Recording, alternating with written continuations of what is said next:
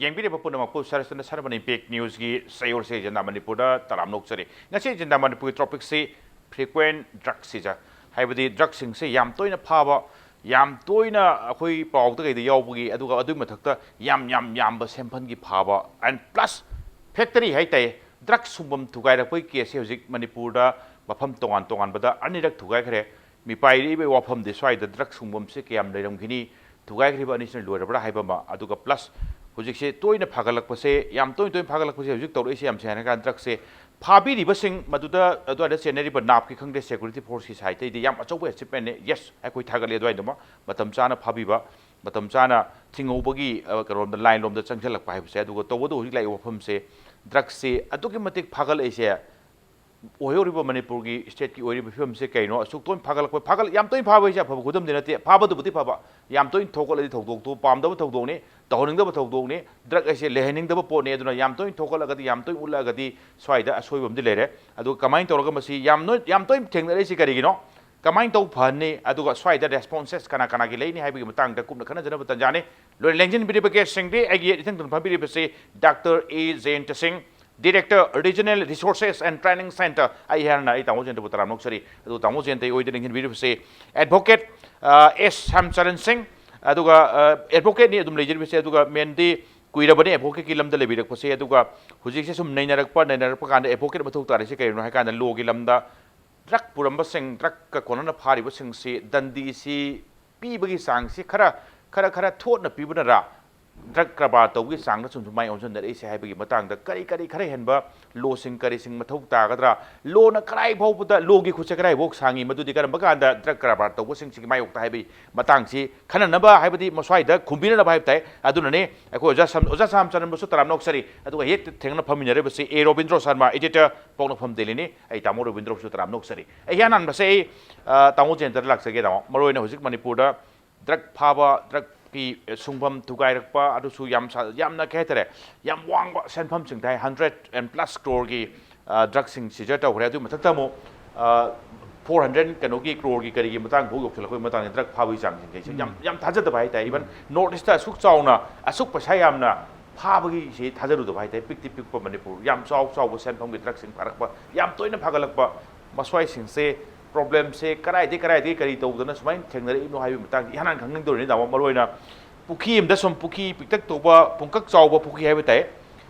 nga फानो लांगो lung खुदिंग nga सुम फागलदि पुखी दु nga खरदि याम लेदे highway आथरने इन छोडसु दु nga यावबा खोइ चोपसु nga यावबा nga खर दोइ थेंगनरक पय वानि दाबो कमाई उहि मणिपुर याम तो इंद्रक फागलकपा याम चाउ सेमफम की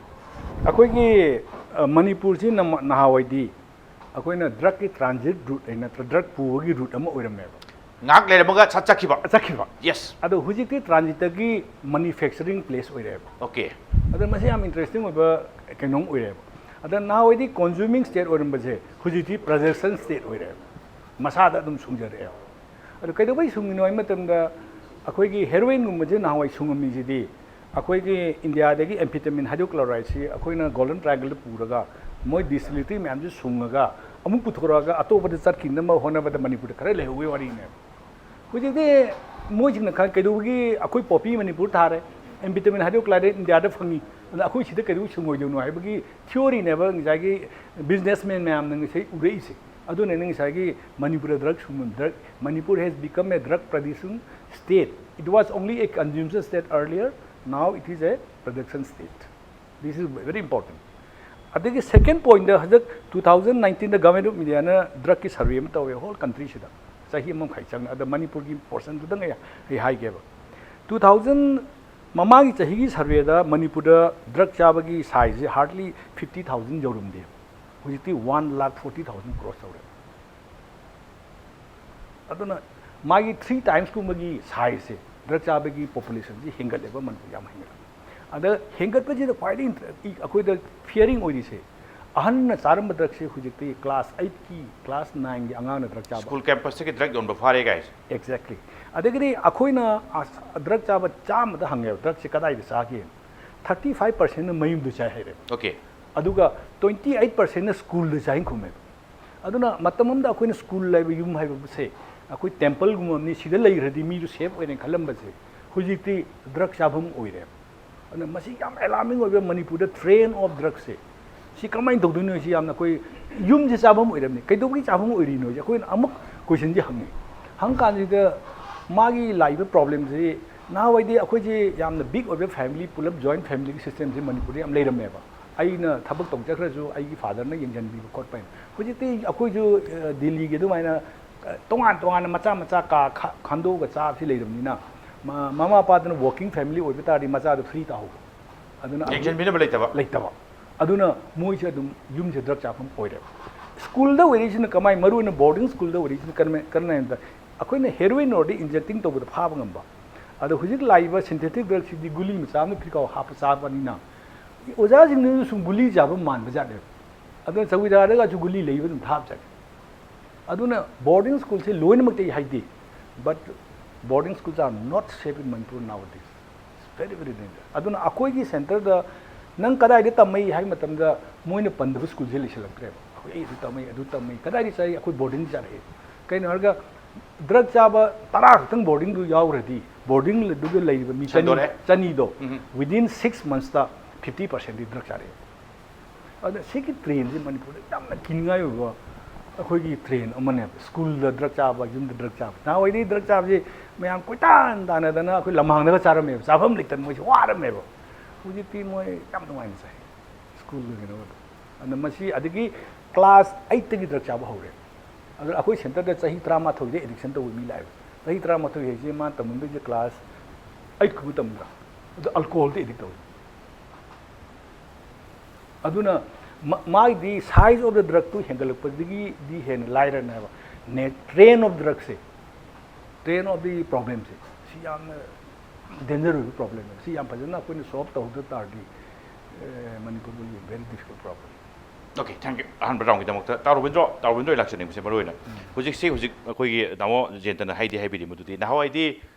ꯌꯨꯝ ꯍꯥꯏꯁꯦ ꯁ꯭ꯀꯨꯜ ꯍꯥꯏꯁꯦ ꯁ꯭ꯋꯥꯏꯁꯦ ꯐꯠꯇꯕ ꯊꯕꯛ ꯍꯥꯏꯗꯤ ꯏꯪꯈꯠꯂꯛꯄ ꯍꯥꯏꯁꯦ ꯐꯠꯇꯕꯁꯨ ꯄꯥꯝꯕ ꯇꯝꯅꯤꯡꯕ ꯍꯥꯏꯁꯤꯗꯗꯤ ꯐꯠꯇ ꯍꯥꯏꯁꯦ ꯀꯩꯁꯨ ꯂꯩꯇꯦ ꯀꯔꯤꯒꯨꯝꯕ ꯀꯥꯟꯗ ꯕꯦꯠ ꯁꯥꯅꯤꯡꯕꯒꯤ ꯔꯣꯜꯁꯨ ꯑꯗꯨꯝ ꯌꯥꯎꯔꯛꯄ ꯁꯨꯝ ꯍꯦꯔꯣ ꯁꯥꯅꯤꯡꯕꯒꯤ ꯑꯗꯨꯝ ꯄꯣꯖꯤꯇꯤভ ꯑꯗꯨꯒ ꯅꯦꯒꯦꯇꯤভ ꯀꯩꯅꯣ ꯊꯤꯡꯀꯤꯡ ꯍꯥꯏꯕ ꯇꯥꯏ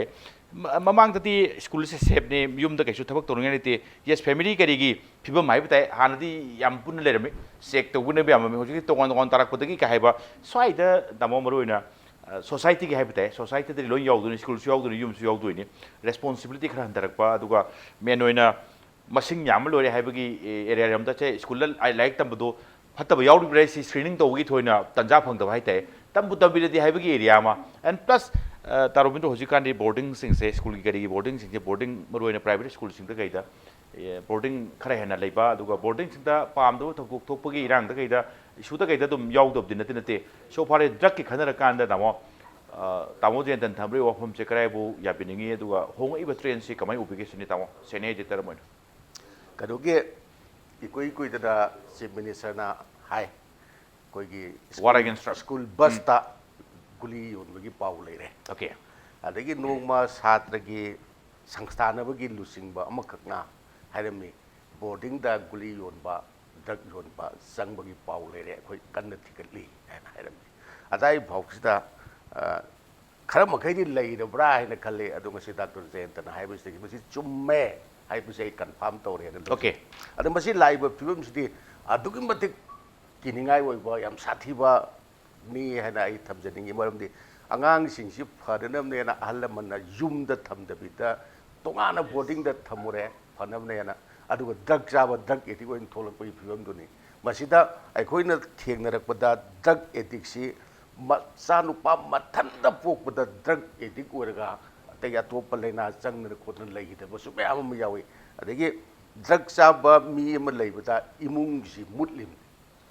ꯉꯁꯥꯏꯒꯤ ꯑꯗꯒꯤ ꯏꯃꯨꯡꯗ ꯇꯥꯏꯅꯅꯤꯡꯉꯥꯏ ꯂꯩꯔꯛꯇ꯭ꯔꯀꯥꯟꯗ ꯊꯪꯅꯕꯗ ꯍꯨꯔꯥꯟ ꯆꯤꯟꯊꯤ ꯀꯔꯤ ꯀꯔꯥ ꯇꯧꯕ ꯃꯌꯥꯝ ꯑꯃ ꯑꯁꯣꯝꯗ ꯉꯁꯥꯏ ꯁꯣꯁꯤꯌꯦꯜ ꯀ꯭ꯔꯥꯏꯝ ꯃꯌꯥꯝ ꯑꯃ ꯑꯩꯈꯣꯏꯒꯤ ꯁꯃꯥꯖꯁꯤꯗ ꯇꯣꯉꯥꯟ ꯃꯈꯜꯒꯤ ꯀ꯭ꯔꯥꯏꯝ ꯃꯌꯥꯝ ꯑꯃꯨꯛꯁꯨ ꯊꯣꯛꯍꯜꯂꯤ ꯃꯣꯏꯅ ꯗ꯭ꯔꯒꯀꯤ ꯀꯩꯅꯣꯁꯤꯅ ꯑꯗꯒꯤ ꯑꯩꯈꯣꯏꯅ ꯑꯍꯥꯟꯕ ꯎꯕꯁꯦ ꯑꯩꯅ ꯍꯦꯛ ꯏꯍꯥꯟ ꯍꯥꯟꯅ ꯎꯕ ꯗ꯭ꯔꯒ ꯆꯥꯕꯁꯦ ꯖꯤꯟꯒ ꯁꯦꯠꯄꯅꯦ ꯄꯥꯎꯅꯥ ꯕꯖꯥꯔꯁꯤꯗ ꯃꯣꯏ ꯃꯌꯥꯝꯁꯦ 4-5ꯁꯦ ꯄꯔꯦꯡ ꯆꯠꯂꯦꯕ ꯍꯥꯏꯔꯒ ꯐꯥꯗꯦ ꯊꯅꯥꯅ ꯑꯗꯣ ꯃꯣꯏꯁꯤ ꯃꯌꯥꯝꯅ ꯃꯣꯔꯐꯤꯟ ꯀꯥꯞꯄꯅꯤ ꯍꯥꯏꯌꯦ ꯑꯍꯥꯟꯕꯗ ꯃꯣꯔꯐꯤꯟꯅꯤ ꯍꯧꯔꯛꯏꯁꯦ ꯃꯇꯝꯗꯨꯗ ꯑꯩꯈꯣꯏꯒꯤ ꯑꯀꯟꯕ ꯑꯥꯏꯟꯁꯨ ꯂꯩꯇꯦ ꯗꯦꯟꯖꯔꯁ ꯗ꯭ꯔꯒ ꯑꯦꯛ ꯍꯥꯏꯕ꯭ꯔꯥ ꯀꯩꯅꯣ ꯑꯃꯈꯛꯇꯤ ꯂꯩꯕ꯭ꯔꯥ ꯑꯗꯨ ꯅꯠꯇꯕꯁꯤ ꯑꯩꯈꯣꯏꯒꯤ NDPS ꯀꯁꯤ ꯁꯦꯝꯗ꯭ꯔꯤꯕ ꯄꯣꯠꯅꯤ ꯑꯗꯩ ꯃꯣꯔꯐꯤꯟꯒꯤ ꯃꯇꯨꯡꯗꯒꯤ ꯍꯦꯔꯣꯏꯟꯁꯦ ꯂꯥꯛꯈ꯭ꯔꯦ ꯍꯦꯔꯣꯏꯟ ꯂꯥꯛꯄꯗꯤ ꯆꯥꯛ ꯁꯥꯕꯅꯦꯕ ꯀꯩꯅꯣꯁꯤ ꯑꯩꯈꯣꯏꯒꯤ ꯏꯁꯇꯦꯖꯇ ꯇꯧꯔꯛꯏꯁꯤꯕꯣꯕ ꯒꯨꯂꯤ ꯈꯔ ꯍꯥꯟꯅ ꯍꯤꯞꯇꯣꯖꯤꯅꯥꯟ ꯃꯦꯟ ꯗ꯭ꯔꯛꯁ ꯀꯔꯤ ꯀꯔꯥ ꯀꯝꯄꯣꯁ ꯐꯥꯁꯄꯣꯁꯤꯅ ꯑꯇꯣꯞꯄ ꯑꯃꯅꯤ ꯃꯁꯤ ꯌꯥꯝ ꯀꯟꯅ ꯀꯩꯅꯣꯒꯤ ꯅꯠꯇꯦ ꯑꯗꯨꯒ ꯃꯣꯔꯐꯤꯟꯗꯒꯤ ꯍꯧꯋꯦꯅ ꯑꯩ ꯂꯧꯖꯩ ꯀꯥꯞꯄ ꯈꯣꯠꯄ ꯇꯧꯕ ꯃꯣꯔꯐꯤꯟꯗꯒꯤ ꯍꯧꯔꯛꯑꯦ ꯍꯦꯔꯣꯏꯟ ꯂꯥꯛꯑꯦ ꯍꯦꯔꯣꯏꯟꯗꯨꯅ ꯍꯧꯖꯤꯛ ꯑꯃꯨꯛ ꯀꯩꯗ ꯂꯥꯛꯀꯦꯗ ꯒꯨꯂꯤ WY ꯉꯁꯥꯏ ꯀ꯭ꯔꯣꯔꯗ ꯐꯥꯒꯠꯂꯦ WYꯁꯦ ꯚꯥꯔꯤ ꯑꯃ ꯆꯪꯁꯤꯜꯂꯛꯑꯦ ꯁꯣꯝꯗꯒꯤ ꯃꯁꯤꯒꯤ ꯃꯦꯅꯨꯐꯦꯛꯆꯔ ꯇꯧꯅꯕꯒꯤ ꯑꯩꯈꯣꯏ ꯔꯣ ꯃꯦꯇꯔꯤꯌꯦꯜ ꯍꯥꯏꯒꯗ꯭ꯔꯥ ꯁꯤꯅ ꯏꯟꯗꯤꯌꯥꯔꯣꯝꯗꯒꯤ ꯄꯤꯔꯦ ꯉꯁꯥꯏꯒꯤ ꯉꯁꯥꯏ ꯉꯔꯥꯡ ꯖꯤꯔꯤꯗꯒ ꯐꯥꯔꯤꯕ ꯃꯌꯥꯝꯗꯣ ꯃꯣꯔꯦ ꯄꯨꯅꯕꯅꯤ ꯍꯥꯏ ꯍꯥꯏꯗ꯭ꯔꯣ ꯀꯔꯤ ꯑꯗꯨꯒꯤ ꯃꯌꯥꯝꯁꯦ ꯑꯁꯤ ꯊꯥꯖꯤꯟꯈ꯭ꯔꯅꯤ ꯁꯣꯝꯗꯒꯤ WY ꯑꯣꯏꯅ ꯄꯦꯀꯦꯠ ꯊꯣꯛꯂꯛꯑꯅꯤ ꯃꯗꯒꯤꯗꯤ ꯍꯣꯏ ꯃꯄꯥꯟꯁꯨ ꯊꯥꯗꯣꯛꯄꯖꯥꯠꯅꯤ ꯄꯨꯊꯣꯛꯄꯗ ꯐꯥꯕꯁꯨ ꯑꯗꯨꯝ ꯌꯥꯎꯏ ꯑꯁꯣꯝꯗ ꯆꯠꯈꯤꯕꯁꯨ ꯑꯗꯨꯝ ꯌꯥꯎꯏ ꯑꯗꯣ ꯃꯌꯥꯝ ꯑꯃꯗꯤ ꯁꯤꯗ ꯀꯣꯝꯅ ꯐꯪꯉꯕꯅꯤꯅ ꯃꯌꯥꯝꯁꯤ ꯌꯥꯝꯅ ꯁꯤ ꯅꯨꯄꯤ ꯐꯥꯎ ꯌꯥꯎꯔꯦ ꯍꯥꯏ ꯒꯨꯂꯤ ꯆꯥꯕꯗ ꯃꯁꯤ ꯌꯥꯝ ꯀꯤꯅꯤꯡꯉꯥꯏ ꯑꯣꯏꯕ ꯑꯩꯈꯣꯏꯒꯤ ꯃꯅꯤꯄꯨꯔ ꯖꯥꯇꯤꯁꯦ ꯄꯨꯂꯞ ꯗ꯭ꯔꯛꯇ ꯃꯥꯡꯕ ꯆꯤꯅꯥꯒꯤ ꯊꯥꯏꯅꯒꯤ ꯀꯩꯅꯣꯝꯃ ꯀꯥꯅꯤꯒꯤ ꯑꯃ ꯂꯩꯈꯤꯗꯥꯏ ꯑꯗꯨꯒꯤ ꯐꯤꯕꯝꯗꯒ ꯂꯥꯛꯀꯗꯣꯔꯤꯖꯥꯠꯂꯥ ꯃꯁꯤ ꯌꯥꯝꯅ ꯀꯤꯅꯤꯡꯉꯥꯏ ꯑꯣꯏ ꯃꯁꯤ ꯈꯨꯗꯤꯡꯃꯛꯅ ꯑꯀꯟꯕ ꯃꯤꯠꯌꯦꯡ ꯑꯃ ꯆꯪꯍꯧꯗ꯭ꯔꯒꯗꯤ ꯃꯁꯤꯗ ꯁꯔꯀꯥꯔ ꯍꯥꯏꯕ ꯂꯩꯇꯕꯤ ꯑꯃ ꯍꯥꯏꯕ ꯂꯩꯇꯕꯤ ꯄꯨꯝꯅꯃꯛꯅ ꯑꯃꯠꯇ ꯑꯣꯏꯅ ꯌꯨꯅꯥꯏꯇꯦꯠꯂꯤ ꯃꯁꯤꯒꯤ ꯗ꯭ꯔꯛꯀꯤ ꯃꯥꯌꯣꯛꯁꯤꯗ ꯆꯪꯁꯤꯟꯕ ꯌꯥꯕ ꯑꯦꯋꯥꯔꯅꯦꯁ ꯄ꯭ꯔꯣꯒ꯭ꯔꯥꯝ ꯇꯧꯕꯅꯤ ꯈꯪꯗꯦ ꯊꯤꯡꯕꯅꯤ ꯈꯪꯗꯦ ꯐꯥꯕꯅꯤ ꯈꯪꯗꯦ ꯇꯧꯗꯅ ꯃꯌꯥꯝꯁꯦ ꯄꯨꯟꯅ ꯆꯪꯁꯤꯜꯍꯧꯗ꯭ꯔꯒꯗꯤ ꯆꯍꯤ 5-10ꯒꯤ ꯃꯇꯨꯡꯗ ꯃꯅꯤꯄꯨꯔꯁꯦ ꯗ꯭ꯔꯛ ꯑꯦꯗꯤꯛ ꯉꯥꯛꯇ ꯉꯥꯏꯔꯛꯀꯗ꯭ꯔꯥ ꯑꯩ ꯀꯤꯕ ꯐꯥꯎꯏ ꯂꯩꯅꯥ ꯌꯥꯝ ꯁꯥꯊꯤꯕ ꯑꯃ ꯁꯟꯗꯣꯔꯛꯄ ꯑꯃꯔꯣꯝꯗ ꯑꯦꯄꯤꯗꯦꯃꯤꯛ ꯌꯥꯝ ꯁꯥꯊꯤꯕ ꯖꯔ ꯂꯧꯅꯕ ꯖꯔ ꯁꯟꯗꯣꯛꯄ ꯍꯧꯖꯤꯛꯄꯨꯗꯤ ꯈꯜꯂꯝꯒꯅꯤ ꯑꯩ ꯆꯥꯗꯦ ꯑꯩꯈꯣꯏ ꯏꯆꯥꯗꯤ ꯌꯥꯝ ꯐꯕꯖꯥꯠꯅꯤ ꯆꯥꯗꯦꯅꯁꯨ ꯈꯟꯈꯤꯔꯣꯏꯅꯤ ꯑꯗꯨꯕꯨ ꯗ꯭ꯔꯛꯇꯁꯨ ꯃꯅꯝꯗꯣ ꯂꯩꯇꯕꯅꯤꯅ ꯆꯥꯗꯕ ꯑꯣꯏꯗꯤ ꯑꯗꯨꯝ ꯅꯤꯡꯕ ꯈꯨꯔꯤꯈꯥꯎꯗꯒꯤ ꯃꯗꯨꯒꯤ ꯒꯨꯂꯤꯗꯨ ꯊꯦꯡꯅꯔꯨꯔꯁꯨ ꯒꯨꯂꯤ ꯆꯥꯔꯤ ꯃꯥꯅꯦ ꯃꯁꯥ ꯉꯝꯗꯕ ꯀꯔꯝ ꯇꯧꯔ ꯃꯥꯅꯦ ꯈꯟꯗꯣ ꯌꯥꯝ ꯐꯅ ꯈꯟꯕꯩꯗꯨꯅꯤ ꯏꯁꯝ ꯁꯝꯅ ꯍꯥꯏꯔꯀꯥꯟꯗ ꯈꯔ ꯐꯠꯇꯅ ꯈꯜꯂꯒꯗꯤ ꯃꯑꯣꯡ ꯃꯔꯤꯟ ꯆꯨꯝꯗꯅ ꯁꯤꯒꯨꯝꯕ ꯒꯨꯂꯤꯁꯦ ꯀꯗꯥꯏꯗꯒꯤꯅꯣ ꯀꯃꯥꯏꯅ ꯇꯧꯕꯅꯣ ꯈꯔ ꯊꯤꯕ ꯑꯃꯗꯤ ꯆꯪꯗꯣꯏꯅꯦꯕ ꯄꯦꯔꯦꯟꯁꯀꯤ ꯁꯥꯏꯠꯇꯩꯁꯨ ꯑꯗꯨꯒ ꯃꯥꯒꯤ ꯏꯃꯨꯡ ꯃꯅꯨꯡꯒꯤ ꯁꯥꯏꯠꯇꯩꯁꯨ ꯀꯣꯂꯦꯖꯇꯁꯨ ꯁ꯭ꯀꯨꯜꯗꯁꯨ ꯉꯥꯏ ꯏꯚꯟ ꯑꯣꯖꯥꯁꯤꯡ ꯀꯔꯤꯁꯤꯡ ꯊꯤꯒꯠꯄ ꯑꯃꯗꯤ ꯆꯪꯗꯣꯏꯅꯤ ꯗ꯭ꯔꯛ ꯆꯥꯕꯁꯤꯒ ꯆꯥꯗꯕꯗꯤ ꯃꯥꯟꯅ ꯌꯥꯗꯤ ꯌꯥꯄꯣꯠꯇꯦ ꯃꯅꯝ ꯅꯝꯕꯗꯨꯅ ꯑꯃꯅꯤ ꯃꯅꯝ ꯅꯝꯗꯕꯁꯤꯅ ꯑꯃꯅꯦꯕ ꯈꯤꯇꯪꯗꯤ ꯈꯦꯠꯅꯗꯣꯔꯤꯕꯅꯦꯕ ꯋꯥꯉꯥꯡꯗꯩ ꯁꯉꯥꯡꯗꯩ ꯀꯔꯤꯗꯩ ꯕꯤꯍꯦꯕꯤꯌꯔꯗꯩ ꯀꯩꯗꯒꯤ ꯀꯨꯞꯅ ꯌꯦꯡꯕ ꯑꯃ ꯆꯪꯉꯤ ꯅꯠꯇ꯭ꯔꯒꯗꯤ ꯄꯨꯂꯞ ꯅꯥꯟꯊꯣꯛꯃꯤꯟꯅꯕꯒꯤ ꯐꯤꯕꯝ ꯂꯥꯛꯑꯦ ꯅꯥꯟꯊꯣꯔꯛꯈ꯭ꯔꯗꯤ ꯅꯣꯡꯃꯗꯤ ꯀꯩꯁꯨ ꯆꯥꯔꯝꯗꯕ ꯑꯩꯈꯣꯏ ꯏꯆꯥꯁꯤꯡ ꯑꯩ ꯐꯥꯎꯗ ꯑꯗꯨꯝ ꯂꯣꯏ ꯂꯧꯅꯔꯛꯄꯒꯤ ꯐꯤꯕꯝꯗꯨꯅꯤ ꯄꯤꯛꯄꯅꯤꯅ ꯈꯔ ꯊꯨꯅ ꯁꯟꯗꯣꯔꯛꯄ ꯋꯥꯅꯤ ꯏꯁꯝ ꯁꯝꯅ ꯍꯥꯏꯔꯀꯥꯟꯗ ꯑꯣꯖꯥ ꯁꯥꯝꯆꯔꯟ ꯃꯔꯨꯑꯣꯏꯅ ꯂꯣꯁꯦ ꯂꯩꯕꯥꯛꯁꯦ ꯀꯔꯤꯒꯨꯝꯕ ꯀꯥꯟꯗ ꯑꯗꯨꯝ ꯍꯥꯏꯅꯩ ꯊꯧꯗꯣꯛ ꯋꯥꯊꯣꯛ ꯊꯣꯛꯀꯥꯟꯗ ꯗ꯭ꯔꯛ ꯐꯥꯕ ꯑꯗꯒꯤ ꯗ꯭ꯔꯛ ꯆꯥꯕ ꯐꯨꯕ ꯑꯗꯒꯤ ꯁꯨꯝ ꯗ꯭ꯔꯛ ꯄꯨꯔꯛꯄ ꯐꯥꯕ ꯀꯔꯤꯒꯨꯝꯕ ꯀꯥꯟꯗ ꯒꯨꯂꯤ ꯆꯥꯔꯝꯃꯤ ꯀꯩꯅꯣꯝ ꯂꯧꯒꯦ ꯇꯧꯔꯝꯃꯦꯅ ꯂꯩꯀꯥꯏꯅ ꯐꯨꯕꯁꯨ ꯀꯣꯛꯊꯣꯛ ꯊꯦꯡꯅꯕ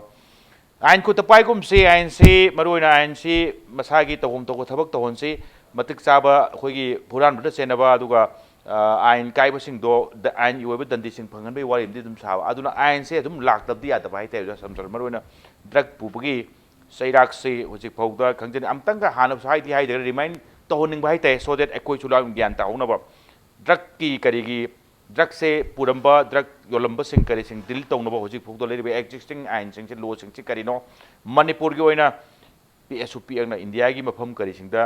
ꯐꯥꯒꯟꯗꯕ ꯎꯒꯟꯗꯕ ꯁꯨꯡꯒꯟꯗꯕ ꯍꯥꯏꯇꯥꯔꯦ ꯁꯨꯡꯐꯝ ꯂꯩꯔꯛꯑꯕꯅꯤ ꯌꯥꯝ ꯇꯣꯏꯅ ꯐꯥꯒꯠꯂꯦ ꯄꯩꯁꯥ ꯌꯥꯝ ꯆꯥꯎꯅ ꯐꯥꯒꯠꯂꯦ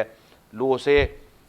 ꯀꯟꯇ꯭ꯔꯤꯒꯤ ꯑꯣꯏꯅꯗꯤ ꯂꯣ ꯂꯩꯖꯕ ꯁ꯭ꯇꯦꯠꯀꯤ ꯑꯣꯏꯅ ꯈꯤꯇꯪ ꯀꯜꯂꯞ ꯈꯤꯇꯪ ꯄꯧꯔꯞ ꯇꯧꯕ ꯈꯔ ꯁꯥꯊꯤꯔꯞ ꯇꯧꯕ ꯑꯥꯏꯟꯒ ꯁꯦꯝꯖꯕ ꯉꯝꯕ ꯖꯥꯠꯂꯥ ꯂꯩꯔꯤꯕ ꯑꯦꯛꯖꯤꯁꯇꯤꯡ ꯑꯣꯏꯔꯤꯕ ꯂꯣꯁꯤꯡꯁꯤꯅ ꯑꯗꯨꯝ ꯗꯤꯜ ꯇꯧꯕꯗ ꯆꯥꯟꯅꯔꯤꯕ꯭ꯔꯥ ꯊꯧꯗꯣꯛ ꯋꯥꯊꯣꯛꯁꯤꯡ ꯇꯣꯏꯈꯠꯂꯛꯄꯅꯤꯅ ꯀꯔꯤ ꯃꯣꯠ ꯊꯝꯕꯤꯅꯤꯡꯉꯤ ꯑꯣꯖꯥ ꯁꯥꯝꯆꯔꯟ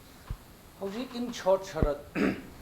NDPS Act 1985 ꯍꯥꯏꯕ ꯂꯣꯁꯤ ꯌꯥꯝ ꯁꯦꯡꯅ ꯃꯄꯥꯡꯒꯜ ꯌꯥꯝ ꯀꯟꯕ Lodi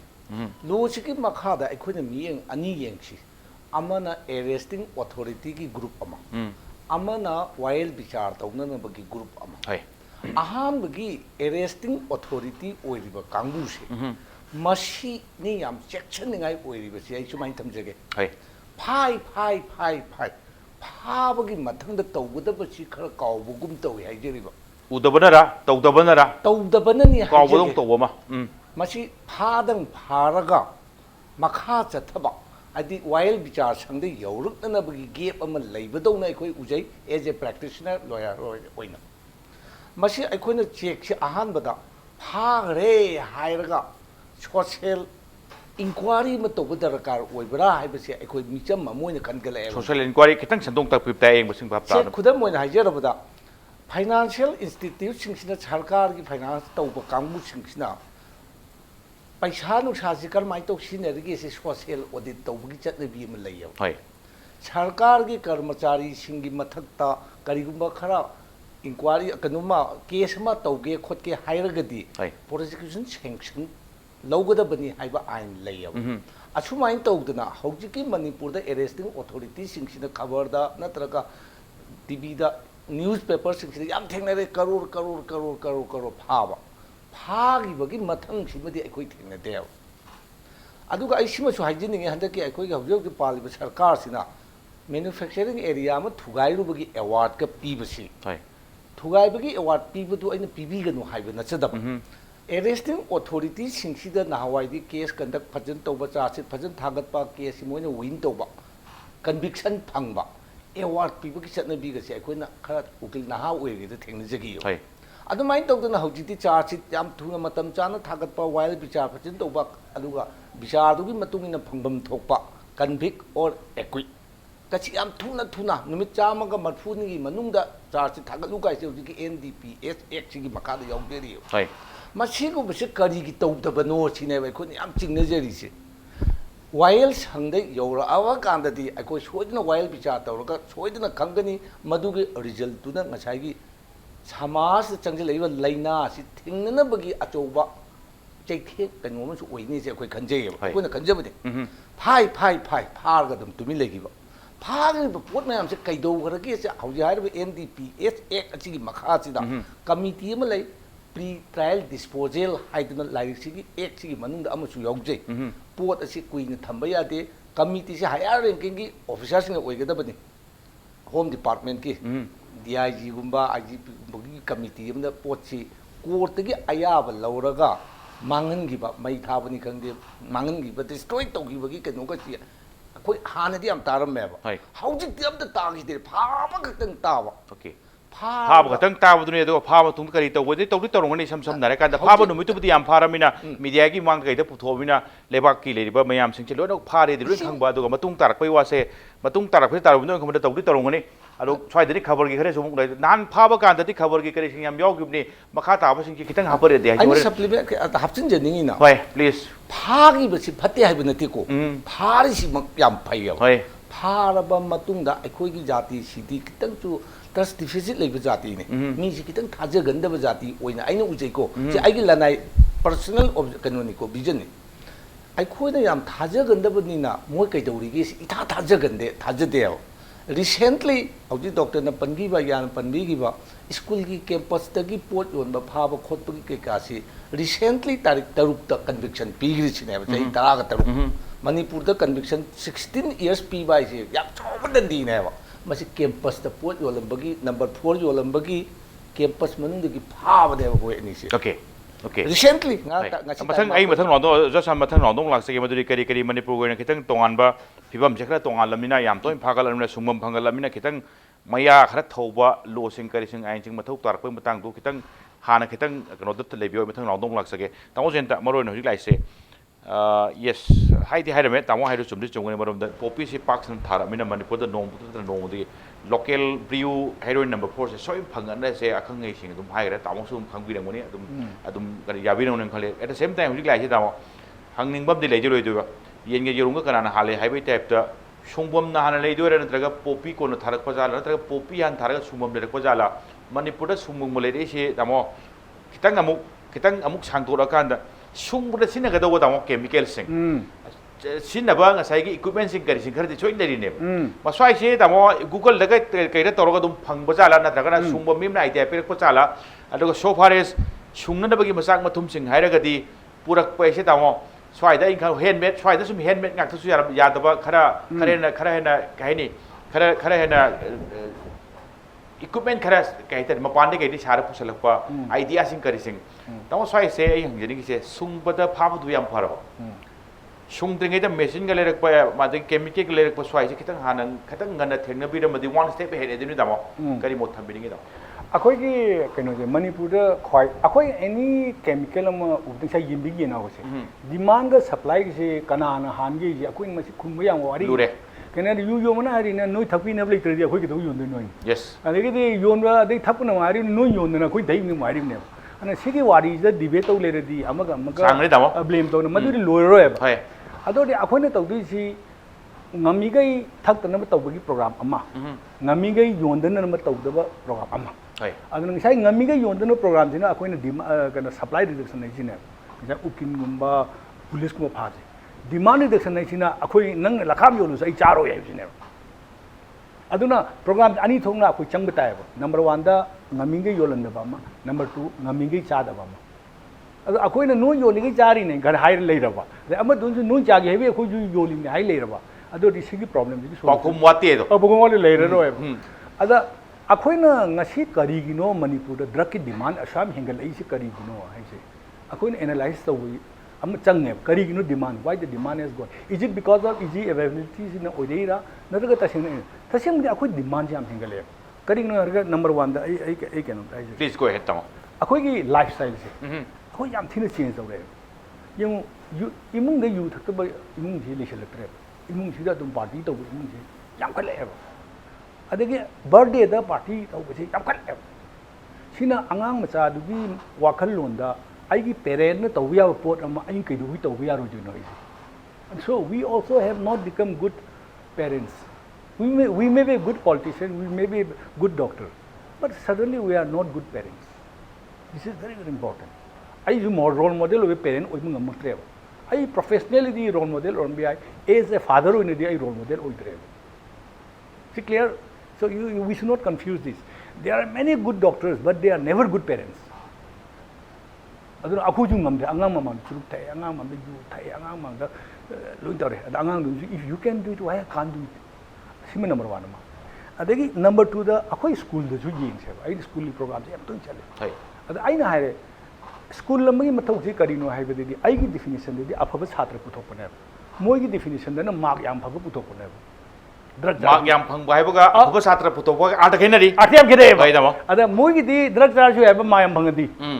akoi na afaba chhatra puthok sine ba that includes drug charge ju aure all round good all round do aduna akoi school da ju concept of schooling hai it is not just to produce good mark but to produce good people is kamai torga moi wakhal on thok da no ai se si am chaw akoi da agenda am oiba darkar di matam oiba definition of education se redefine to chang ne adu masi yam aina haibe adu thaina gi aina ningsange ahal mana lairik laisu aina harimi se laisu enam tapami se laisu si pramang re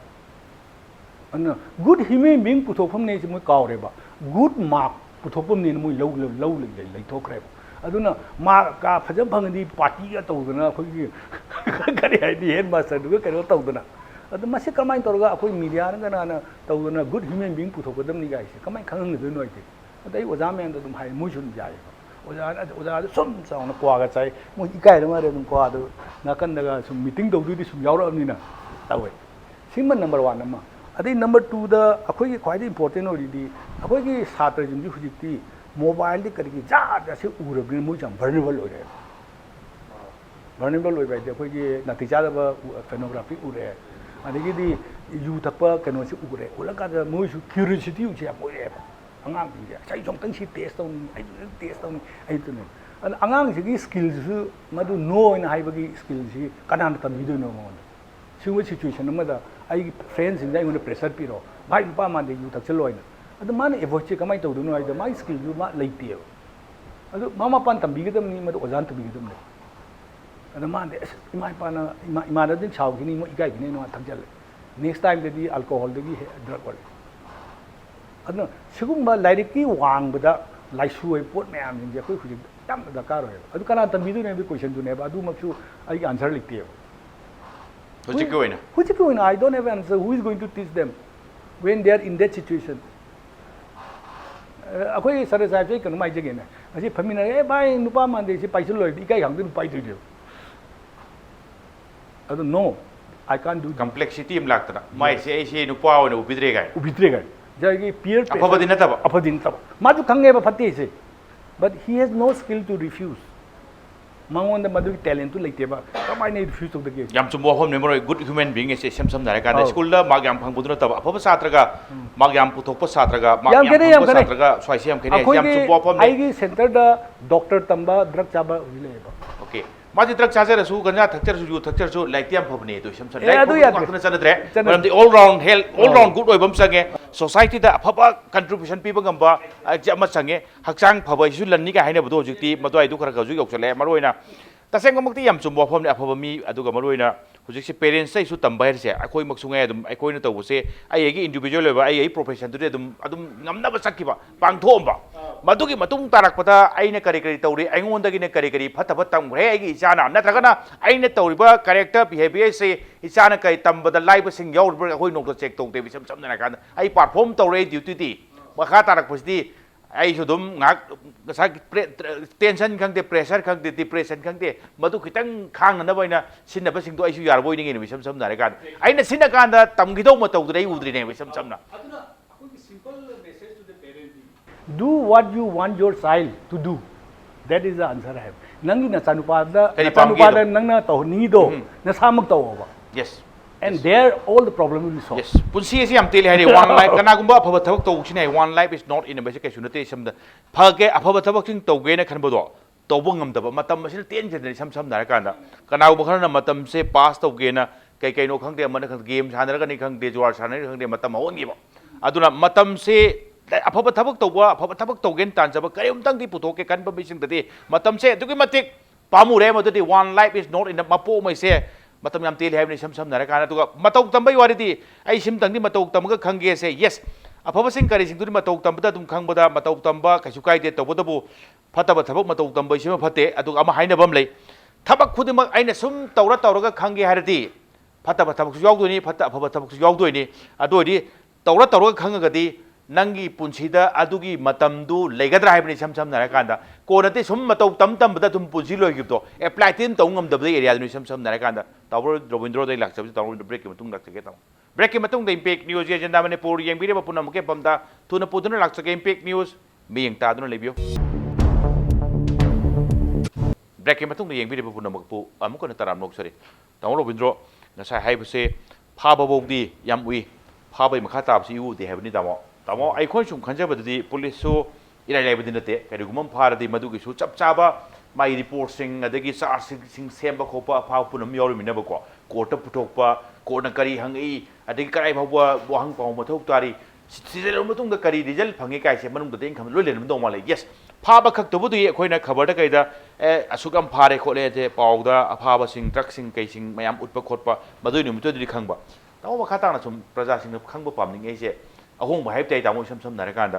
कईदौग्रजानो दंदी कराइबो फंग्रजानो नहान फाब missing लोरेजाला नहान फाब सिंग दुदगी मसिंदगी पुथो मोय हाइदोरपदगी कना कना फाब लेरे गाइसे तामो खितंग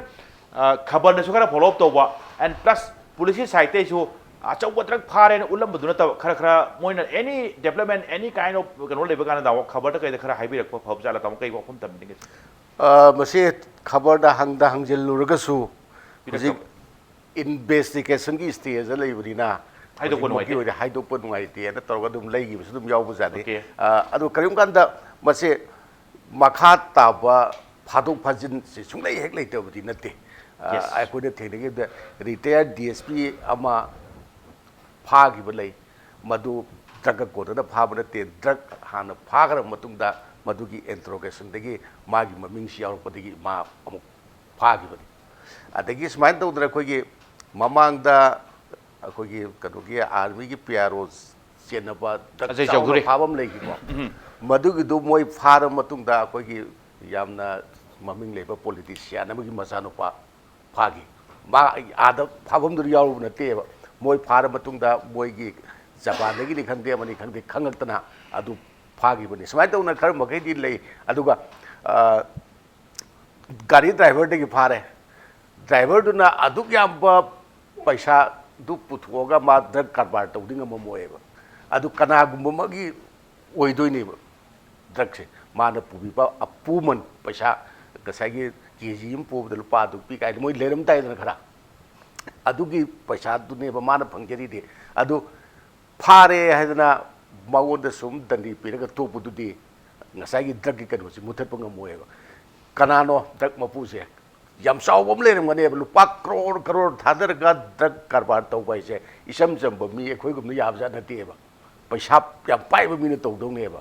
ꯑꯗꯩ ꯃꯥ ꯁꯪꯒꯅꯨꯒꯁꯨ ꯌꯥꯝ ꯆꯥꯎꯔꯝ ꯌꯥꯏꯅ ꯄꯩꯁꯥ ꯄꯥꯏꯔꯗꯤ ꯄꯩꯁꯥꯅ ꯉꯝꯗꯕꯁꯨ ꯂꯩꯇꯕꯅꯤꯅ ꯑꯗꯨꯅ ꯃꯄꯨꯡ ꯑꯣꯏꯅ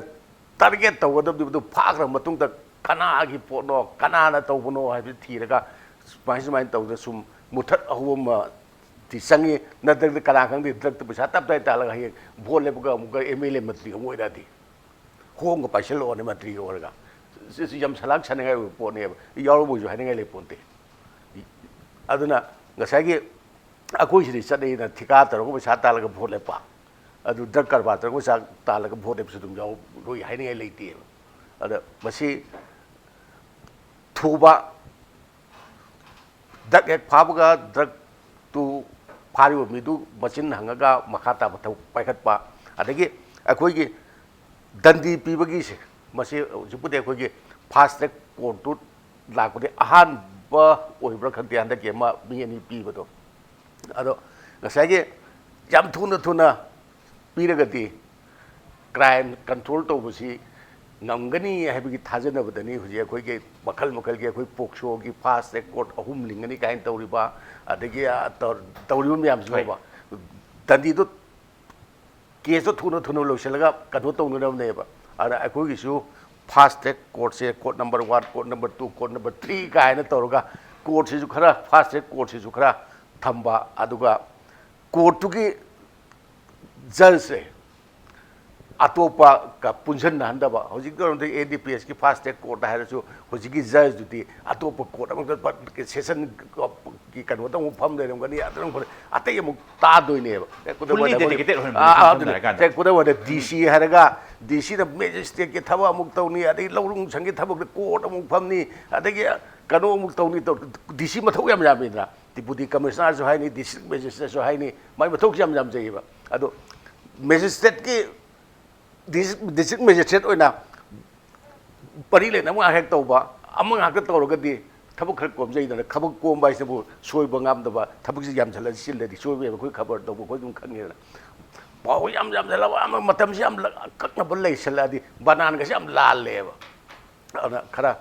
ꯉꯁꯥꯏꯒꯤ ꯐꯥꯁ ꯇ꯭ꯔꯦꯛ ꯀꯣꯔꯠ ꯑꯃꯇꯪ ꯂꯩꯁꯤ ꯃꯇꯤꯛ ꯆꯥꯗꯦ ꯃꯁꯤꯡ ꯈꯔ ꯍꯦꯟꯅ ꯊꯝꯕꯤꯕ ꯑꯗꯨꯒ ꯗꯤꯖꯤꯒꯅꯦꯇꯦꯠ ꯖꯖ ꯊꯝꯕꯤꯕ ꯊꯨꯅ ꯋꯥꯌꯦꯜ ꯆꯠꯊꯕꯤꯔꯒ ꯐꯥꯗꯣꯛꯄꯤꯕꯤꯕ ꯐꯥꯗꯣꯛꯁꯨ ꯌꯥꯝ ꯁꯥꯡꯅ ꯃꯣꯏꯗꯤ ꯂꯥꯏꯐ ꯏꯝꯄ꯭ꯔꯤꯖꯃꯦꯟ ꯆꯍꯤ 10 ꯇꯥꯗꯕꯅꯤ ꯃꯣꯏꯁꯦ ꯑꯗꯒꯤ ꯐꯥꯏꯟꯁꯨ ꯂꯨꯄꯥ ꯂꯥꯛ ꯑꯃ ꯑꯗꯨ ꯌꯥꯝ ꯌꯥꯎꯕꯅꯦ ꯃꯣꯏꯒꯤ ꯀꯩꯅꯣꯁꯤꯗ ꯑꯗꯒꯤ ꯗ꯭ꯔꯒ ꯐꯥꯕꯗ ꯑꯩꯈꯣꯏꯅ ꯇꯥꯖꯈꯤꯕꯗ ꯐꯥꯔꯤꯕ ꯗ꯭ꯔꯒꯇꯨꯒꯤ ꯑꯦꯃꯥꯎꯟꯇꯨꯒꯤ some percent 5% ला 10% ꯑꯃ ꯐꯥꯔꯤꯕ ꯀꯥꯡꯕꯨꯗꯨꯒꯤ ꯄꯥꯎ ꯄꯤꯕ ꯀꯥꯡꯕꯨꯒꯤ ꯀꯁꯨ प्राइस लेगुम तौबनी ड्रग की ड्रग फाबसे सबसे इनकरेजमेंट में ड्रग फारिब कांगबू ड्रग फारनब पाउ पीरिब कांगबू अदु पाउ पीरिब कांगबू मो इनकरेज तौनो मदु तोआनब फन थमजग्रबनेबा याम फाबा याबजानी अदुना फाबियो मतम चाना थुना वाई दली बिबियो अदु मसिनसु साइगी ड्रग फंगनदबा हाइबसु यम दरकार ओइबनिना चंगजिलिब ड्रग फंगनदबनी हुजिकी फाबो साइ कोइ डाक्टर ना हाइबिरिदो चादब थक्तब अतोप अमुक लेरे फंगनदब हाइबसिना अतोप अमा ड्रग फंगनदबगी चंगजिलिब खोंजंगसु माइ पाकना चंगसनबा मा दरकार ओइ नत्रगति आइ साइमवांग थमजगिदु मणिपुर कै फिल्म ओइदे खंगदे हाइ प्लीज ताओ हाय अखोइदा ख्वाइदगी लुरिसि डिमांड रिडक्शन सिगा सप्लाई रिडक्शन सिगा कनान हेना अखोइ इंपोर्टेंस पिदिगे से अखोइ नंग यिंगसे हंदकी नेशनल सर्वे सिदा मणिपुर दा नोमदा 7.7 lakh people every day youth है 7.7 लाख पीपल से अदो मी अमना लीटर अमना मी मरी थाइ लौरसे अदो नोमदा अखोइ 2 लाख लीटर ऑफ अल्कोहल नोमदा दरकार ओय अदुगा थामदा अखोइ 60 लाख ऑफ लीटर से अल्कोहल दरकार ओय मणिपुर कंजम्पशन की सी अखोइ लोइ फारे गलसे कदाइ थमदु काय अंद कंजम्पशन से अदुम पीपल दुना कंज्यूम तौगिबगी मोइदु मांगी बई वानेबो मदु एक्साइज न फारे खले 60 लाख लीटर से मोइदु थमम गोदाउन लिगन अदुना supply of Jadi kayam puthui kayam sinari sinaba mi kayam lady samtang khansi yengsi samtang amtang patok se every sam aduna akhoi no mada consume to report siga akhoi sida phari report siga di 1% or 0.01% ka tne ba koi phari di pharaga swaida ulaiba television da kapi di hoi in Manipur da akhoi 60 lakh of alcohol liter of alcohol per month akhoi dakar le according to this survey hai liter amana mi mari thakpani ko adu khare am thakpadi liter amna mi ahum ga thak se ko ai mari da pabada adu 60 liter of si mi kaya phadana akoina kayamna tawdui no akoi phai di liter sam chani guma liter phage liter lising mangai sidi 60 lakhs liters in 1 month yam high consumption ne yam mi pai ni ngai ni damo sam sam da ka da do phari bisiga sin na do ri masing to su yam chauna samudra ga langkhong ga type da even 1% jodi phari 0.1% gumne phari okay damo thank you ai round se damo he loi go thang dak rom damo oja samsran maroi na ojik lai se phaba udaba tawbudi udaba sin gu nungai te marom da udaba nungai tap se khabar da kai da di mang gi be paw di hek yawba phangbai paw si yaw yawan daba pung madu te yam kanna nungai taba as kamai to mang rijano kamai to lakh ra la khanjaba mi sum lei ba dawa ma sai gi paw to information to makha ta information phang da si yam nungai te adu ga truck ki kari gi matang si di khara serious oi longna ra kanda kayam pha re pha bai gi mi do manhan pha gi mi do lore jala mathang mathang kana kana pha jano achaw sang kayam chena ram jano तौरमी कारबार से driver कारबार दिन ते दा highway की ngasai question दुनी मामंग न पसायम थादब ngoi yam chenjau थादब जानो chenjau थादब दु योबंग ngam ja lai दुनी sam sam na ka investigation da maswai sing se kana gumba praja sing na khangning ba oja samchara lo gi madung na khangba yab se krai wo khangba yani aduga maroi na ai am tang khan janjang ngasai gi kanu to NDPS की करेगी 1995 की करेगी एक तिले मणिपुर की ओइना करी फाउबी के ने लो तो हुजिक लेजबदुना मने एक्जिस्टिंग अदुगा अनौब हापलकपदा अदुगा मरोइना हुजिक लेरेइबा तोइन फागलइबा सुंगम गरगी फंगलइबा सिददी मस्वाइ से खितंग फिबम दो खरे हन साथी रमिना फिबम हेन साथी रमिना खरे हन साथी भिदा खाइ तय सरा हन साथी बलो थंबा यादोरा यादोरिरा सिने ꯑꯩꯈꯣꯏꯒꯤ ꯁ꯭ꯇꯦꯠꯀꯤ ꯑꯣꯏꯖꯕ ꯂꯣ ꯁꯦꯝꯕꯗꯤ ꯑꯌꯥꯕ ꯂꯩ ꯇꯧꯏꯒꯨꯝꯕꯁꯨꯡ ꯍꯧꯖꯤꯛꯀꯤ NDPS ꯑꯦꯛ ꯍꯥꯏꯔꯤꯕ ꯂꯣꯁꯤꯡꯗꯤ ꯌꯥꯝ ꯊꯤꯅ ꯃꯄꯥꯡꯒꯜ ꯀꯜꯂꯕ ꯃꯌꯥ ꯌꯥꯝ ꯁꯥꯊꯤꯅ ꯊꯧꯔꯕ ꯑꯥꯏꯟ सिनबा हितै वानी हेतु तारेन सिजन्नबसी मतम चाना चाना फजना सिजन्नबीरगदी ngасꯥꯏꯒꯤ ꯗꯣꯛꯇꯔꯅ ꯇꯝꯕꯤꯔꯤꯕ ꯀꯟꯖꯨꯃꯔꯁꯤꯡꯁꯦ ꯁꯤꯁꯨ ꯃꯤꯄꯥꯏꯕꯝ ꯌꯥꯎꯔꯛꯀꯅꯤ ꯇꯣꯛꯎꯔꯁꯤꯔꯥ ꯍꯥꯏꯅ ꯃꯣꯔꯦꯂꯤ ꯌꯥꯅꯤꯡꯗꯕꯝ ꯌꯥꯎꯔꯛꯀꯅꯦꯕ ꯊꯨꯅ ꯊꯨꯅ ꯇ꯭ꯔꯥꯏꯜ ꯇꯧꯔꯕꯗꯤ ꯅꯨꯃꯤꯠ ꯆꯥꯝꯃꯒ ꯃꯔꯐꯨꯅꯤ ꯉꯥꯏꯕꯒꯤ ꯗꯔꯀꯥꯔ ꯂꯩꯇꯦꯕ ꯐꯥꯔꯒ ꯍꯦꯛꯇ ꯆꯥꯔꯖꯁꯤ ꯊꯥꯒꯠꯄ ꯌꯥꯏ ꯌꯥꯝ ꯂꯥꯏꯕ ꯂꯣꯅꯤ ꯍꯥꯏꯅ ꯍꯥꯏꯖꯒꯦ ꯑꯩꯈꯣꯏꯒꯤ ꯑꯇꯣꯞꯄ ꯆꯥꯏꯜ ꯔꯥꯏꯠꯁꯤꯡꯒꯤ ꯑꯦꯛꯇ JJꯒꯨꯝꯕ ꯄꯣꯛꯁꯣꯒꯨꯝꯕꯗꯤ ꯇꯥꯏꯕꯪ ꯃꯤꯒꯤ ꯀꯩꯅꯣꯅꯤꯅ ꯈꯔꯕꯨ ꯂꯨꯏ ꯗ꯭ꯔꯒꯀꯤ ꯀꯦꯁꯁꯤꯗꯤ ꯑꯩꯗꯤ ꯌꯥꯝ ꯂꯥꯏꯅ ꯏꯟꯚꯦꯁꯇꯤꯒꯦꯁꯟ ꯌꯥꯝ ꯂꯨꯗꯦ ꯂꯧꯖꯒꯦꯕ ꯐꯥꯔꯦ ꯇꯧꯐꯝ ꯊꯣꯛꯄꯁꯦ ꯌꯥꯝ ꯌꯥꯝꯗꯦ ꯁꯦꯛꯁꯟ 5-6 ꯈꯛꯇꯅꯦꯕ ꯇꯧꯐꯝ ꯊꯣꯛꯄ ꯊꯕꯛꯁꯦ ꯑꯗꯨꯒꯩ ꯇꯧꯔꯒ ꯀꯣꯔꯠꯇ ꯍꯦꯛꯇ ꯆꯥꯔꯖ ꯊꯥꯒꯠꯄꯗ ꯌꯥꯕ ꯄꯣꯠꯅꯤ ꯃꯣꯏꯅ ꯈꯨꯗꯣꯡꯆꯥꯕ ꯂꯧꯔꯤꯁꯤꯅ ꯐꯥꯔꯤꯕ ꯗ꯭ꯔꯒ ꯑꯁꯤ ꯑꯩꯈꯣꯏꯒꯤ ꯑꯦꯅꯥꯂꯥꯏꯁꯤꯁ ꯇꯧꯕꯗ ꯔꯤꯄꯣꯔꯠ ꯌꯧꯔꯛꯇ꯭ꯔꯤ ꯍꯥꯏꯔꯒ ꯗꯤꯂꯦ ꯇꯧꯕꯒꯤ ꯈꯨꯗꯣꯡꯆꯥꯕ ꯑꯃ ꯍꯦꯛ ꯂꯧꯋꯦꯕ ꯑꯩꯈꯣꯏꯅ ꯍꯪꯒꯠꯆꯔꯤꯅ ꯑꯦꯖ ꯑꯦ ꯄ꯭ꯔꯦꯛꯇꯤꯁꯅꯔ ꯑꯗꯨꯒꯤ ꯔꯤꯄꯣꯔꯠꯇꯨ ꯉꯥꯏꯅ ꯆꯥꯔꯖ ꯁꯤꯠ ꯀꯣꯔꯠꯇ ꯇꯧꯕ ꯋꯥꯌꯦꯜ ꯕꯤꯆꯥꯔ ꯑꯗꯨꯝ ꯆꯠꯇꯕ ꯔꯤꯄꯣꯔꯠꯇꯨ ꯂꯥꯛꯑꯕ ꯃꯇꯨꯡꯗ ꯁꯄ꯭ꯂꯤꯃꯦꯟꯇꯔꯤ ꯔꯤꯄꯣꯔꯠꯁꯦ ꯑꯃꯨꯛ ꯁꯕꯃꯤꯠ ꯇꯧꯕꯗ ꯀꯥꯏꯗꯦꯕ ꯃꯁꯤ ꯌꯥꯝ ꯑꯣꯄꯟꯂꯤ ꯑꯩꯈꯣꯏ ꯍꯪꯒꯠꯆꯔꯤꯁꯦ इन्वेस्टिगेटिंग ऑफिसर अमसुंग एरेस्टिंग ऑथोरिटी सिंगसिना लेरिबा चटना लोंचतसिगी मनुंग यावजरिबा प्रोसीड्यूर्स यामदे मधु साखी साबोनसु यामदे मंगागुमदगी हेन लई पोतेको आयो ओरिबदु मने रिपोर्ट तौरिबदु मने आई विटनेस ओरिबा फाबदा पुनबदा उरिबा विटनेस अनि दु मने अदु केमिकल एनालिसिस तौरिबा एक्सपर्ट दु मने मैक्सिमम साखी मंगा खक लौरगा केस से लोसन डिस्पोज तब याब पोटनेब अभी थोड़ा स्पीडी ट्रायल तौरगा रिजल्ट टू कन्विक्शन और एक्विटेल ट्रायल की लाचगद पोट अगर हंगचरीबी थूना स्पीडी ट्रायल तौरबदी डॉक्टर पनबीग्रीब कंज्यूमर से मोरली सेटबैक लाकनेब फार थाजंग्रे नानथोहरीब एक्विट तौरीब केस फेल ओहरीबी मबुचेल सेंगदबा आयो खरा यावरम याय प्रोसीड्यूर सिदी याम चंबा याम लाइव प्रोसीड्यूर ने खुदम ने अनी खतंग थमजगे murder 302 HYBE Indian panel code की सिदी मी हातपसी कर्मना हातनो तसेंग हातपरा काजे थिगतपद मतम चंगी साखी साबोन दरकार याम ओय ड्रग की केस ददी साखी साबोसी मरांग कायद्रसु याय करीगिनो डिले तौरिसे हाइबसिनिको मसाइना हे ट्रस्ट डिप्यूटीने हे पंजनिंगिसे अदुगा अगाजु ताक्पीग्रिबा मसाइगी मकोक थोंबा अचौबदो थानाना फाबदी याम नुंगायबा ट्रायल मो क्या पंफातबदों कोई उयब फाबदी क्या नुंगायगे फारबदी अदुम टेलीफोन पाउ लानेब ꯑꯩꯒꯤ ꯄꯣꯠ ꯈꯔ ꯆꯞꯄꯦꯅꯦ ꯑꯗꯨꯋꯥꯏꯗꯨꯗ ꯑꯩꯒꯤꯅꯤ ꯍꯥꯏꯔꯒ ꯂꯣꯏꯕꯩ ꯚꯥꯞ ꯑꯃ ꯑꯩꯈꯣꯏꯁꯨ ꯎꯏꯌꯦꯕ ꯃꯄꯥꯟꯗꯩ ꯄꯨꯊꯣꯛꯎꯔꯥ ꯀꯥꯏꯗꯤ ꯀꯥꯡꯖꯩꯕꯨꯡꯒꯨꯝꯕꯗꯒ ꯇꯧꯔꯒꯗꯤ ꯄꯨꯊꯣꯛ ꯉꯝꯅꯤ ꯃꯁꯤ ꯑꯩ ꯉꯁꯥꯏ ꯍꯥꯏꯖꯈꯤꯕꯗꯣ ꯑꯦꯁ ꯄꯤ ꯈꯔ ꯑꯩꯈꯣꯏ ꯁꯣꯁꯤꯌꯦꯜ ꯏꯟꯀ꯭ꯋꯥꯏꯔꯤ ꯇꯧꯕ ꯍꯥꯏꯁꯦ Tengnoupal S P Chandel S P Thoubal S P Imphal East West ꯑꯃꯁꯨꯡ ꯅꯥꯞꯀꯤ ꯑꯦꯁ ꯄꯤꯁꯤꯡꯁꯦ ꯃꯁꯤ ꯑꯩꯈꯣꯏꯗꯤ ꯊꯥꯖꯗꯕ ꯑꯃ ꯌꯥꯝ ꯂꯩꯈ꯭ꯔꯦꯕ ꯐꯥꯈ꯭ꯔꯤꯕ ꯃꯌꯥꯝꯁꯦ ꯑꯉꯛꯄꯅꯤ ꯉꯁꯥꯏ ꯑꯩꯒꯥꯅ ꯇꯥꯛꯄꯤꯈꯤꯕ ꯐꯥꯁ ꯇ꯭ꯔꯦꯛ ꯀꯣꯔꯠ ꯑꯃꯈꯛ ꯂꯩ ꯃꯅꯤꯄꯨꯔꯗ ꯃꯁꯤ ꯑꯣꯟꯂꯤ NDPS ꯈꯛꯇꯒꯤꯅꯤ ꯃꯁꯤꯗ ꯆꯥꯔꯖ ꯇꯧꯔꯛꯄ ꯀꯦꯁꯁꯤ ꯌꯥꯝꯗꯦꯕ ꯆꯍꯤ ꯑꯃꯗ ꯐꯥꯔꯤꯁꯤ FIR ꯐꯅꯌꯥꯝ ꯑꯃꯅꯤ ꯍꯥꯏꯗꯤ ꯄꯨꯂꯤꯁ ꯁ꯭ꯇꯦꯁꯟ ꯑꯃꯅ ꯗ꯭ꯔꯒꯀ ꯃꯔꯤ ꯂꯩꯅꯕ ꯀꯦꯁꯁꯤ 40-50ꯗꯤ ꯍꯦꯜꯂꯝꯒꯅꯦꯕ ꯆꯍꯤ ꯑꯃꯗ ꯑꯗꯨꯒꯨꯝꯕ ꯁ꯭ꯇꯦꯁꯟ ꯃꯌꯥꯝꯁꯤꯅ ꯐꯥꯒꯠꯂꯛꯄꯗ ꯌꯥꯝꯃꯤ 500-400ꯀꯤ ꯃꯊꯛꯇ ꯀꯦꯁ ꯂꯩꯔꯝꯒꯅꯤ ꯆꯥꯔꯖꯁꯤ ꯑꯝꯇ ꯂꯥꯛꯇꯦꯕ Okay. ꯃꯁꯤꯅꯤꯀꯣ ꯑꯩꯈꯣꯏꯅ ꯌꯥꯝ ꯊꯧꯗꯣꯛ ꯋꯥꯊꯣꯛꯇꯤ ꯌꯥꯝ ꯎꯈꯤ ꯑꯗꯨꯒ ꯃꯔꯨꯑꯣꯏꯅ ꯆꯥꯔꯖꯁꯤꯠ ꯎꯕꯗꯗꯤ ꯈꯔ ꯋꯥꯏ ꯍꯥꯏꯕꯗꯨꯅꯤ ꯏꯁꯝ ꯁꯝꯅ ꯍꯥꯏꯔꯀꯥꯟꯗ ꯉꯁꯥꯏꯒꯤ ꯀꯟꯅ ꯈꯣꯡꯖꯪ ꯊꯧꯕꯥꯜ SP ꯑꯗꯨꯒ ꯅꯥꯞꯀꯤ SP ꯀꯔꯤꯁꯤꯡ ꯄꯨꯂꯤꯁꯀꯤ ꯀꯔꯤꯁꯤꯡꯒꯤ ꯑꯇꯧꯕ ꯃꯁꯤꯡ ꯂꯧꯔꯀꯥꯟꯗ ꯐꯦꯛꯇꯔꯤꯁꯤꯡ ꯀꯔꯤꯁꯤꯡ ꯊꯨꯒꯥꯏꯕ ꯐꯥꯕꯁꯤꯡ ꯀꯔꯤꯁꯤꯡ ꯂꯩꯈ꯭ꯔꯦ ꯑꯣꯖꯥ ꯁꯥꯝ ꯆꯔꯨꯟ ꯊꯥꯖꯗꯦꯅ ꯊꯥꯖꯕ ꯋꯥꯠꯂꯦ ꯍꯥꯏꯗꯤ ꯑꯩ ꯈꯟꯕꯗ ꯈꯤꯇꯪ ꯁꯥꯎꯅꯤꯡꯉꯝꯕꯁꯨ ꯌꯥꯏ ꯑꯗꯨꯒ ꯃꯦꯟ ꯇꯞꯄꯒꯤꯁꯨ ꯃꯔꯝ ꯈꯔ ꯂꯩꯔꯝꯕ ꯌꯥꯏ ꯑꯗꯨꯒ ꯄ꯭ꯂꯁ ꯌꯥꯝꯗꯤ ꯆꯨꯝꯃꯦ ꯃꯀꯣꯛ ꯌꯧꯅ ꯐꯥꯕꯁꯤ ꯊꯤꯕꯁꯤ ꯀꯗꯥꯏꯗꯅꯣꯃ ꯇꯧꯔꯨꯔꯅꯨ ꯈꯣꯠꯂꯨꯔꯅꯨ ꯀꯔꯤꯒꯨꯝꯕ ꯀꯥꯟꯗ ꯑꯆꯧꯕ ꯌꯥꯝ ꯅꯨꯡꯉꯥꯏꯇꯕꯁꯤꯡ ꯀꯔꯤꯁꯤꯡ ꯊꯤꯒꯠꯄꯤꯔꯤꯕꯁꯤꯡꯒꯤ ꯍꯥꯏꯕ ꯇꯥꯏ ꯊꯤꯒꯠꯄꯤꯔꯤꯕꯁꯤꯡꯁꯤꯗ ꯊꯤꯕꯁꯦ ꯃꯇꯣꯜ ꯂꯨꯃꯝꯗꯥꯏꯗ ꯍꯦꯛ ꯄꯨꯛꯅꯤꯡ ꯍꯟꯊꯕ ꯍꯥꯏꯇꯥꯔꯦ ꯏꯁꯝ ꯁꯝꯅ ꯍꯥꯏꯔꯀꯥꯟꯗ ꯁꯤꯒꯨꯝꯕꯁꯨ ꯊꯣꯛꯒꯅꯤ ꯈꯜꯂꯦ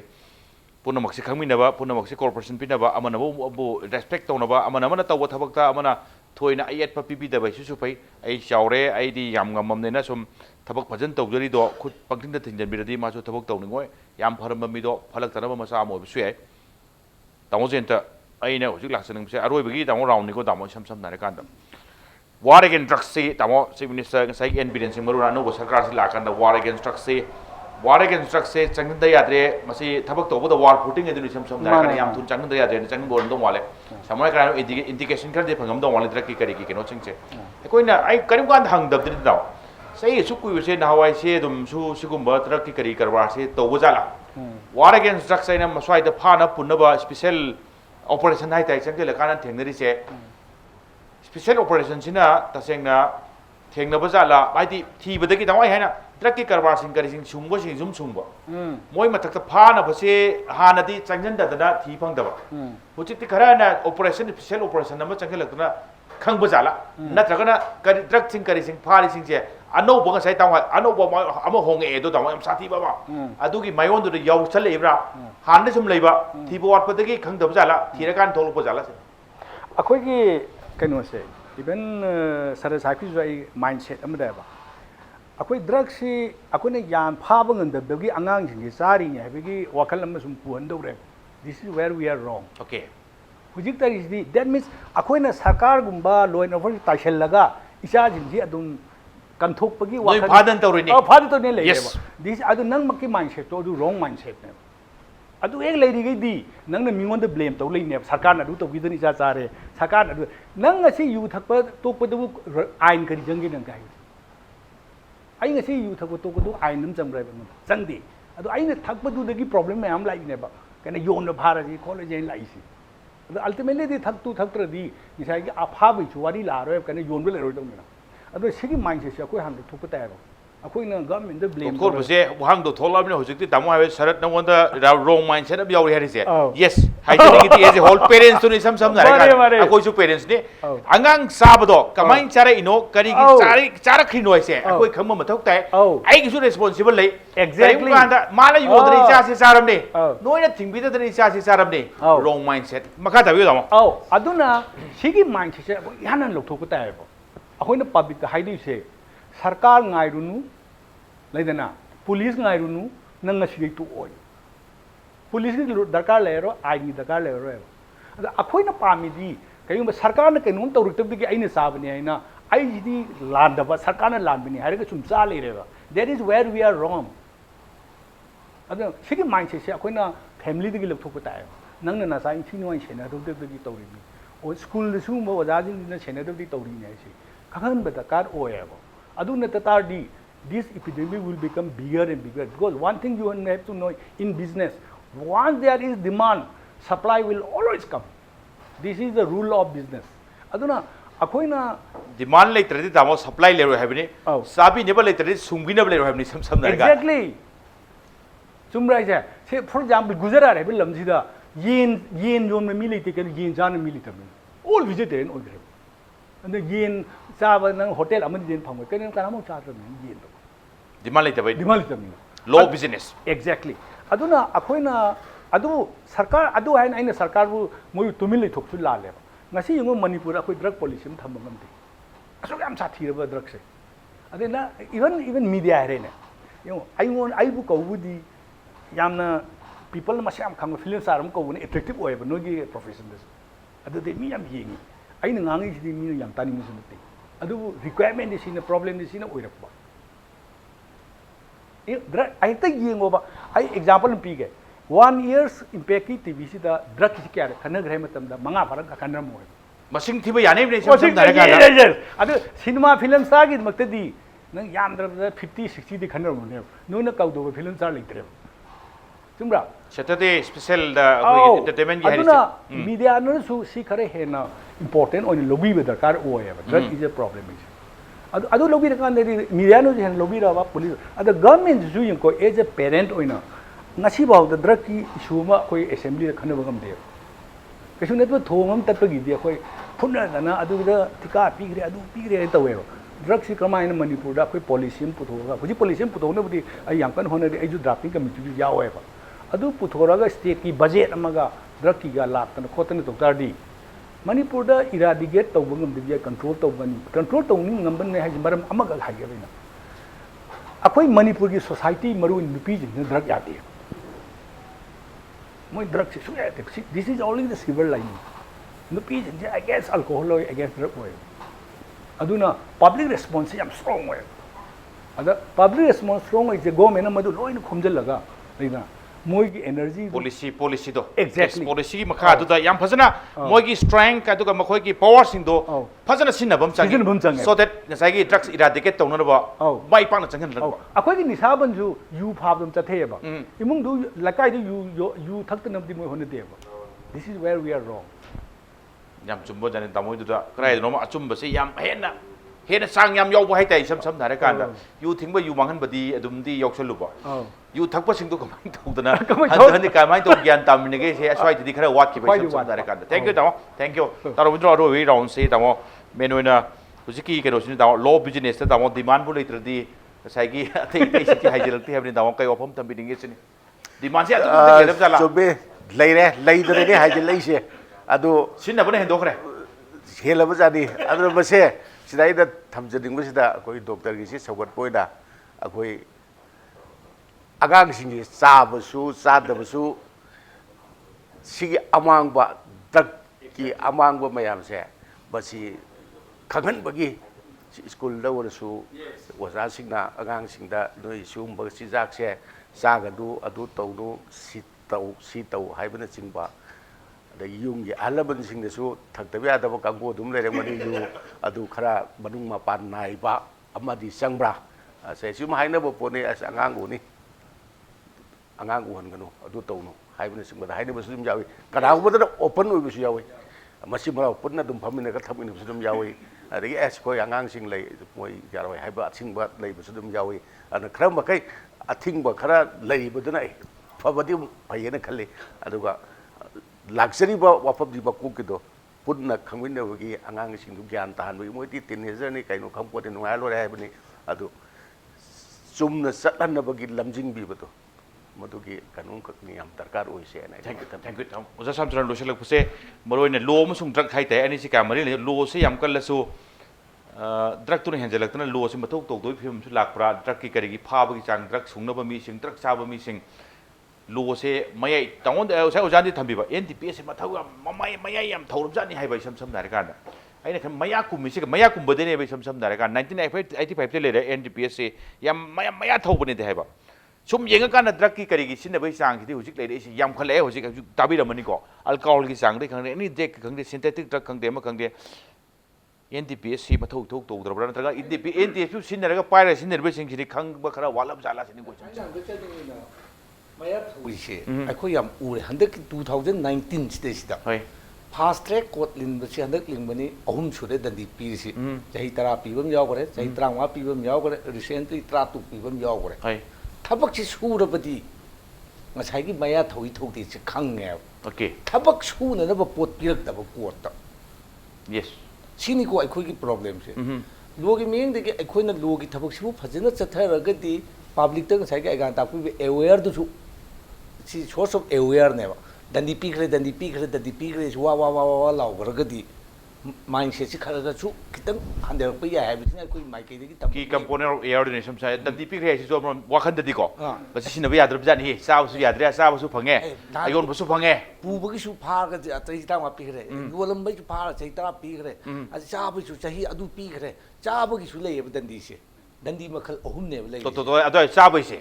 ꯍꯥꯏꯗꯤ ꯃꯌꯥꯝ ꯈꯜꯂꯤꯁꯤꯅ ꯄꯨꯔꯝꯕꯗꯒꯤ ꯌꯣꯟꯕꯗꯨ ꯈꯛꯇ ꯑꯁꯥꯕꯒꯤꯁꯦ ꯁꯤꯒꯤꯁꯨ ꯗꯟꯗꯤ ꯂꯩ ꯍꯥꯏꯗꯤ ꯑꯩꯈꯣꯏꯒꯤ ꯂꯣꯒꯤ ꯋꯥꯍꯩꯁꯤꯗꯩꯁꯤꯗ ꯁ꯭ꯃꯣꯜ ꯀ꯭ꯋꯥꯟꯇꯤꯇꯤ ꯑꯗꯨꯒ ꯀꯃꯔꯁꯤꯌꯦꯜ ꯀ꯭ꯋꯥꯟꯇꯤꯇꯤ ꯏꯟꯇꯔꯃꯤꯗꯤꯌꯦꯠ ꯍꯥꯏꯕ ꯑꯃꯒ ꯁ꯭ꯃꯣꯜ ꯀ꯭ꯋꯥꯟꯇꯤꯇꯤꯁꯤꯡꯁꯤꯗꯤ ꯑꯆꯥꯕ ꯀꯥꯡꯕꯨꯅꯦꯕ ꯒ꯭ꯔꯥꯝ 5 ꯐꯥꯏ ꯒ꯭ꯔꯥꯝ 2 ꯐꯥꯏ ꯒ꯭ꯔꯥꯝ 3 ꯐꯥꯏ ꯍꯥꯏꯕꯁꯤ ꯌꯣꯟꯕꯩ ꯅꯠꯇꯦ ꯆꯥꯕꯩꯅꯦꯕ ꯁꯤꯒꯤꯁꯨ ꯗꯟꯗꯤꯁꯤ ꯃꯦ ꯑꯦꯛꯁꯇꯦꯟ ꯇꯨ 10 yearsꯅꯦꯕ ꯅꯣꯡꯃꯁꯨ ꯄꯤꯕ ꯌꯥꯏ ꯆꯍꯤ 7ꯒ ꯅꯨꯃꯤꯠ 364ꯅꯤ ꯄꯤꯕꯁꯨ ꯌꯥꯏꯌꯦꯕ ꯑꯄꯤꯛꯄꯁꯤꯒꯤꯁꯨ ꯑꯗꯨꯃꯥꯏꯅ ꯇꯧꯗꯅ ꯗꯟꯗꯤꯁꯤ ꯌꯥꯝ ꯄꯤꯍꯟꯅꯤꯡꯉꯦ ꯑꯩꯈꯣꯏ ꯃꯥꯏꯀꯩꯗ ꯑꯩꯅ ꯎꯀꯤꯜ ꯑꯣꯏꯔꯨꯕꯒꯤ ꯗꯟꯗꯤ ꯄꯤꯍꯟꯅꯤꯡꯕ ꯅꯠꯇꯕ ꯁꯃꯥꯖꯁꯤ ꯁꯦꯞ ꯇꯧꯅꯕꯒꯤꯗꯃꯛꯇ ꯃꯌꯥ ꯊꯧꯕ ꯂꯣ ꯑꯃ ꯂꯩ ꯃꯁꯤꯒꯤ ꯆꯠꯅ ꯂꯣꯟꯆꯠ ꯑꯁꯤꯅ ꯑꯊꯤꯡꯕ ꯄꯤ ꯍꯥꯏꯕꯁꯤ ꯑꯌꯣꯟꯕꯁꯨ ꯑꯆꯥꯕꯁꯨ ꯑꯄꯨꯕꯁꯨ ꯑꯗꯨ ꯁꯦꯝ ꯁꯥꯕ ꯁꯤꯖꯤꯟꯅꯕ ꯃꯦꯅꯨꯐꯦꯛꯆꯔ ꯀꯩꯀꯥꯁꯨ ꯂꯣꯏꯅꯃꯛꯁꯤ ꯊꯕꯛ ꯈꯤꯇꯪ ꯌꯥꯝ ꯌꯥꯡꯅ ꯄꯥꯡꯊꯣꯛꯍꯟꯅꯤꯡꯉꯤ ꯍꯥꯏꯕꯁꯤꯅ ꯑꯩ ꯄꯥꯕ꯭ꯂꯤꯛꯇ ꯃꯦꯁꯦꯖ ꯑꯣꯏꯅ ꯄꯤꯖꯅꯤꯡꯉꯤ Logilo down, please. Kata take the lobby there. International definition drug addiction it is a disease name. मुझे भाव जाती है. Only when you are a peddler you can be arrested. And addiction is a disease name international लाउथोखरब ने. अदुना drug addict में भाव छुया दे. Only माना 5 के मुझे सूर कांड peddler और मुकांड भाव जाए. Charam badagi mase yon barumda Yes. sakdon lola kan phaba yone. Addiction is disease ne se international WHO लाउथोखरब. Okay. Oh, phaba yadu भाव छुया दे. Okay. Okay. Tamo senta duga tawa oja samcharan duga tamo robindro ngasi pek news jo lakpiba du ngasi gi maroi ngasi topic sai betai frequent drug sijagi matang sing kare singje kumna khanan janabi tanjapi biba mapung phan bi naptan lochela pote kai komni jero ges au mapu amuk kan thagan chari ngasi gi tamak tadim pek news ge jana manipur matang solution jana tanjai role adu lamdam se tholiba thawdo watho kya game lek chum report ke tamak impact news miyeng ta dun lebio